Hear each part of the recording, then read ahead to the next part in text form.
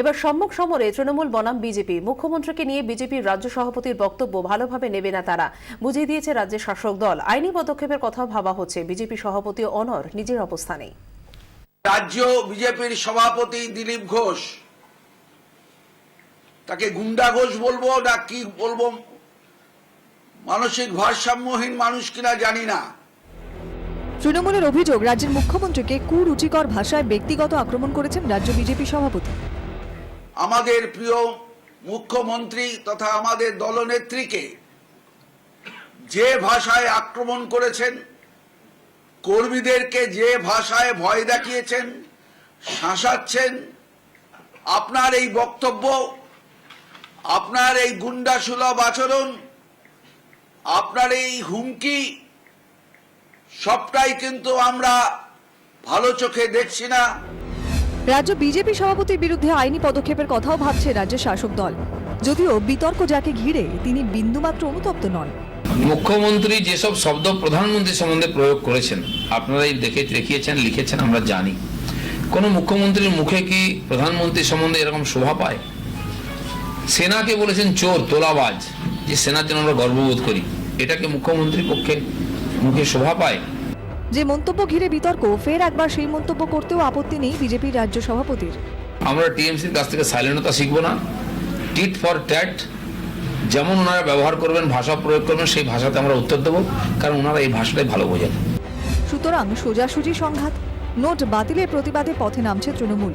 14 থেকে 16 ডিসেম্বর রাজ্য জুড়ে প্রতিবাদ।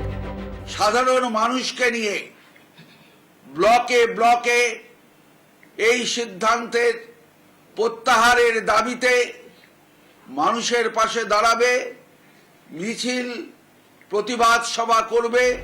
পাল্টা পথে নামছে বিজেপিও। 21শে ডিসেম্বর রাজ্য জুড়ে বিক্ষোভ দেখাবে তারা। মোদিজি যে নোটবন্দি করেছেন তার পক্ষে সাধারণ মানুষ আছেন। মমতা ব্যানার্জি তার বিরুদ্ধে বলে কালো টাকাকে সমর্থন করেছেন, তার বিরোধিতা করব। দুপক্ষের কাছেই নিজেদের গরিব দরদি প্রমাণ করার তাগিদ রয়েছে, বলছেন রাজনৈতিক বিশেষজ্ঞরা। তবে তার থেকেও বেশি গুরুত্বপূর্ণ, এবার এ রাজ্যেও বিজেপিকে গুরুত্ব দিচ্ছে তৃণমূল। বিজেপি রাজ্য সভাপতির মন্তব্যের পরেই পাল্টা সাংবাদিক বৈঠক তাই প্রমাণ করে, মনে করছে রাজনৈতিক মহল। ক্যামেরায় দেবজ্যোতি দত্তের সঙ্গে দেবব্রত ঘোষ ও কমলিকা সেনগুপ্তের রিপোর্ট, 24 ঘন্টা। চায়ের দোকান চালানো আর দেশ চালানো এক জিনিস নয়। নোট বাতিল প্রসঙ্গে মোদীকে কটাক্ষ সিপিএম নেতা গৌতম দেবের। দীর্ঘদিন পর আজ বসিরহাটে দলের জনসভায় ভাষণ দেন গৌতম দেব। তার বক্তব্য, ধনীরা টাকা বিদেশে রাখে, বিদেশ থেকে টাকা না আনা গেলে কালো টাকা বিরোধী অভিযানে সাফল্য আসবে না। প্রত্যেকটা কাজ ভালো, মুচির কাজও ভালো, ভাতের কাজও ভালো, চার দোকানেরও কাজ ভালো। চার দোকান চালানো দেশটা এক, গরিব বুঝবে, সব পড়ার বড় লোকের জানা হয়েছে, তাতে আমাদের বেশি হচ্ছে। আপনারা আব্দুল হাইয়ের কাছে শুনছিলেন বড় লোক কিছু সর্বনাশ হচ্ছে। আপনারা জেনে রেখে দিন, বড় লোকের টাকা, বড় লোকেদের যে টাকা হাজার হাজার লক্ষ কোটি কোটি টাকা বিশের তলা রেখে দেয়, বিশের তলা ঢুকিয়ে রাখে, বালিশের তলা ঢুকিয়ে রাখে না, রাখে না, পেয়ে গেল, কারো টাকা পেয়ে গেল। আর বড় লোক কোথায় টাকা রাখে? বড় লোক টাকা রাখে, শুনে রাখুন, দেশেই রাখে, বিদেশে রাখে।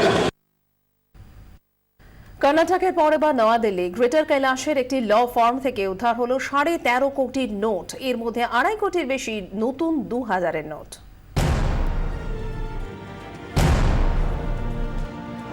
কর্ণাটকের চাল্লাকেরে হাওলা ব্যবসায়ী বাথরুমে গোপন লকারের ধনসম্পদ দেখে চোখ কপালে উঠেছিল।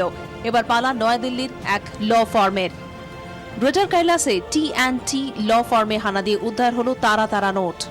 क्राइम ब्रांच इंटरस्टेट सेल की टीम ने R89 फर्स्ट फ्लोर GK1 में इनकम टैक्स अथॉरिटीज़ के साथ जॉइंट ऑपरेशन किया था, जिसमें लगभग 13.5 करोड़ रुपया मिला है। আয়কর দপ্তর সূত্রে খবর, ওই ফার্মের মালিক কিছুদিন আগেই 125 কোটি হিসেব বহির্ভূত সম্পত্তি ঘোষণা করেন। তারপর থেকেই নজর রাখা হচ্ছিল তাঁর ওপর। দিল্লি পুলিশ সূত্রে খবর, উদ্ধার হওয়া টাকার মধ্যে 2 কোটি 62 লাখ টাকা রয়েছে নতুন 2000-এর নোটে, 7 কোটি 70 লাখ রয়েছে হাজারের নোটে, 100 নোটে আছে 3 কোটি 6 লাখ টাকা, বাকি 11 লাখ টাকা রয়েছে 50-এর নোটে। ওই ল ফার্ম থেকে 2টি টাকা গোনার মেশিনও উদ্ধার হয়েছে। পুলিশ যখন গ্রেটার কৈলাসের এই অফিসে তল্লাশি চালায় তখন সব ঘর বন্ধ ছিল, শুধুমাত্র একজন কেয়ারটেকার ছিল অফিসে। পুলিশের অনুমান ক্যাশ গোডাউন হিসেবে এই অফিস ব্যবহার হতো। ফার্মের মালিক রোহিত ট্যান্ডনের খোঁজ মেলেনি। ব্যুরো রিপোর্ট, 24 ঘন্টা।